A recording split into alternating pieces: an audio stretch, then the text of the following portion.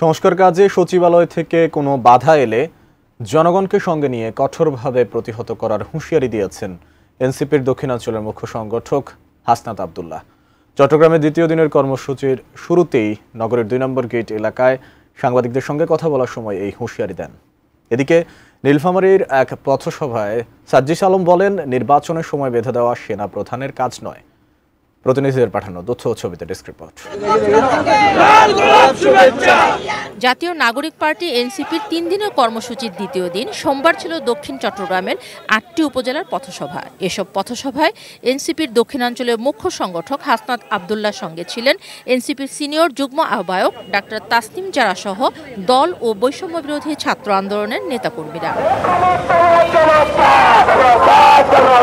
দ্রুততম সময়ের মধ্যে জুলাই গণহত্যার বিচার, সংস্কার ও নির্বাচনের রোডম্যাপ প্রকাশে জন আকাঙ্ক্ষার বিষয়টি জানতে তাদের এই কর্মসূচি বলে জানান হাসনাত আব্দুল্লাহ।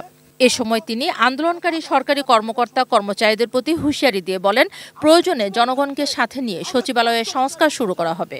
হাসনাত আব্দুল্লাহ বেঁচে থাকতে বাংলাদেশে লক্ষ লক্ষ হাসনাত আব্দুল্লাহ রয়েছে। বেঁচে থাকতে এই সংস্কার কার্যক্রমের যদি বাধা বিশেষ করে সচিবালয় থেকে আসে, সেটা কঠোর হস্তে সেটাকে জনগণকে সাথে নিয়ে সেটাকে প্রতিরোধ করা হবে। এদিকে নীলফামারীতে বৃষ্টি উপেক্ষা করে জনসংযোগ করেন এনসিপির উত্তরাঞ্চলের মুখ্য সংগঠক সাজ্জিস আলম।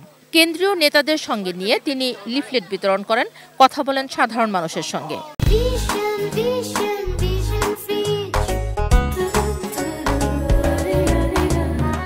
পরে এনসিপির নীলফামারীর অস্থায়ী কার্যালয়ের সামনে ডোমার ডিমলার ডাঙ্গার হাট, বিজয় চত্বর এবং জলঢাকার 0 পয়েন্টে পথসভা করেন। খারাপ মানুষদেরকে তিরস্কার করবেন, ভালো মানুষদেরকে ভোট দিবেন। এসব পথসভায় সাজ্জিস আলম বলেন, করিডোরের মতো স্পর্শকাতর বিষয়ে অন্তর্বর্তীকালীন সরকার একা সিদ্ধান্ত নিতে পারে না। করিডোরের মতো সেনসিটিভ ইস্যু অন্তর্বর্তীকালীন সরকার একার ইস্যু না, সেটা সামগ্রিকভাবে রাজনৈতিক দল এবং জনগণের মতামতের বিষয় আছে। সাজ্জিস আলম আরও বলেন, সার্বিক পরিস্থিতি বিবেচনায় নির্বাচন কবে হবে তা সরকারের বিষয়। এ নিয়ে সময় বেঁধে দেওয়া সেনাপ্রধানের কাজ নয়। সেনাপ্রধান যদি একটি নির্বাচনের মাস বেঁধে দেন, এটা আসলে তার দায়িত্বের জায়গা নয়। বরং আমরা মনে করি তিনি সরকারকে এক্ষেত্রে সহযোগিতা করতে পারেন যে সুষ্ঠু এবং স্বচ্ছ একটি নির্বাচনের পরিবেশ কত দ্রুত তৈরি করা যায়। Mirza Monalisa, desk report, ATN news.